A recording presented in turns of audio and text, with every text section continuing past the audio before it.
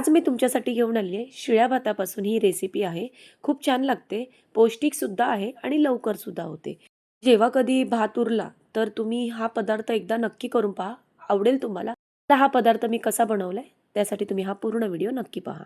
आणि जर तुम्ही माझ्या चॅनलवर नवीन आला असाल, तर नक्कीच मालवणी ज्योती किचनला सबस्क्राईब करा. आपण रेसिपीला आता सुरुवात करूया.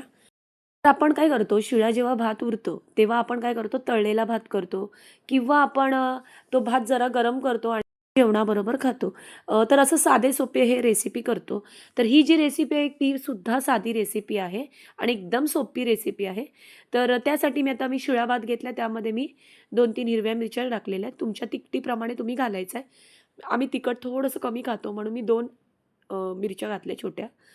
तर हे सगळं आपल्याला मिक्सरच्या भांड्यामध्ये घालायचं आहे. त्यामध्ये आपल्याला 1 छोटा चमचाभर जिरं घालायचं आहे आणि आपल्याला हे मिक्सरला भरडून घ्यायचं आहे. पाणी वगैरे घालायचं नाही आहे. भरडून घेतलेलं आहे. एका ताटामध्ये आपल्याला हे काढून घ्यायचं आहे. तर आता हे सगळं मी ताटामध्ये एका काढून घेते. हा पदार्थ तुम्ही मुलांच्या टिफिन्समध्ये सुद्धा देऊ शकता. ह्यामध्ये मी आता पालक वापरलेला आहे. तर पालक मी बारीक चिरून घेतलेला आहे. तुम्ही पाहिजे त्याच्यामध्ये थोडं गाजरसुद्धा घालू शकता किसून. यामध्ये मी आता ओलं खोबरं घातलं आहे. 2-3 चमचे ओलं खोबरं घातलेलं आहे. 1 चमचाभर आपल्याला आलं लसूणची पेस्ट घालायची आहे. अर्धा चमचाभर आपल्याला हळद घालायची आहे आणि या पदार्थामध्ये आपण हिरवी मिरची घातली तर तिखट आहे. फक्त कलरसाठी म्हणून मी काश्मीरी मिरची पावडर वापरलेली आहे. 1 छोटा चमचाभर. 1 छोटा चमचाभर मी ओवासुद्धा घातलेला आहे. आता यामध्ये चवीनुसार थोडं मीठ घालायचं आहे आणि 2 चमचेभर तेलसुद्धा घालायचं आहे आपल्याला. तर आता हे सगळं एकदा हाताने मिक्स करून घ्यायचं आहे आपल्याला. यामध्ये पाण्याचा वापर जरासुद्धा करायचा नाही आहे. तर आता एक छोटी वाटीभर मी बेसन घेतलेलं आहे. म्हणजे 1 वाटी असेल तर तुम्ही पाव वाटीभर बेसन घ्यायचं आहे, जास्त नाही घ्यायचं आहे. तर मी छोटी वाटी होती म्हणून मी तेवढं बेसन घेतलं आहे आणि हे सगळं बेसन आपल्याला लागणार आहे. तर आधी मी थोडं बेसन घातलं होतं, ते आधी मिक्स करून घेतलं. आता जे बाकीचं उरलेलं बेसन आहे, ते सुद्धा घातलेलं आहे. यामुळे पालक घातल्यामुळे ही पौष्टिक रेसिपी आहे. त्यामुळे मुलांना ही रेसिपी तुम्ही टिफिनमध्ये नक्की द्या किंवा जी सगळ्यांकडे रात्रीचा भात उरतोच. ज्याकडे बेसनचं पीठ नसेल तर तुम्ही थोडंसं गव्हाचं पीठ घातलं तरी चालेल. पण बेसनच्या पिठाने ह्या पदार्थाला चांगली चव येते. आता यामध्ये 2 छोट्या आकाराचे कांदे घेतले, ते बारीक चिरून घेतले. ते सुद्धा आपल्याला याच्यामध्ये घालायचे आणि मळून घ्यायचं आहे. कांदा हा व्यवस्थित आपण मिक्स करून घ्यायचा आहे. जर हे बॅटर जर हाताला चिटकत असेल, थोडंसं हाताला तेल लावायचं आहे आणि व्यवस्थित हे मळून घ्यायचं आहे. मळून घेतलेलं आहे.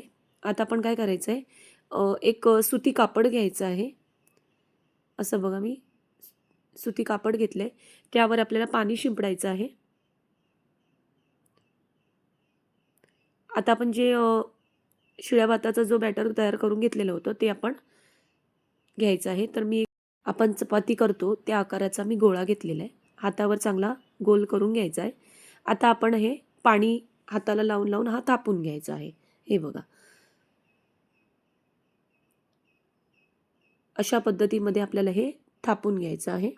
बघा, जेवढं होईल शक्यतो पातळ थापायचं आहे. त्यामुळे हा पदार्थ भाजायला पण जास्त वेळ लागत नाही.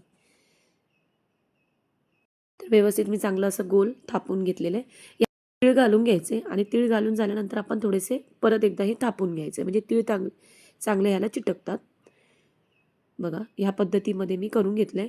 गॅसवर मी आधीच एक तवा ठेवला होता गरम करायला. नॉनस्टिकचा तवा आहे. त्याला तेल लावून घ्यायचं. तर आपण आता हे शिळ्या भाताचं जे केलेलं आहे थालीपीठ, ते आपण ह्या तव्यावर घालून घ्यायचं आहे. दुसऱ्या बाजूला सुद्धा तीळ लावून आपण थोडंसं थापून घ्यायचं आहे.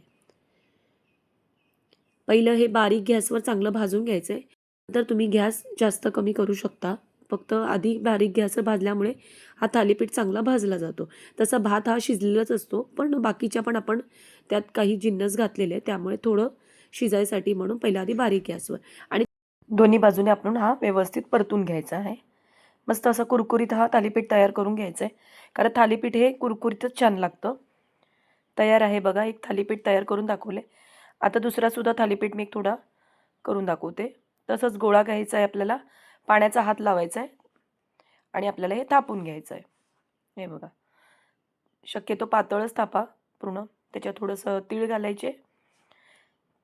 तवा चांगला गरम करून घ्यायचा. तव्याला थोडं तेल लावायचं आणि हे थालीपीठ आपल्याला तसंच भाजून घ्यायचं आहे. दुसऱ्या बाजूला तीळ लावायचं आहे, लक्षात ठेवा. असे एकदम साध्या सोप्या पद्धतीत केलेले थालीपीठ.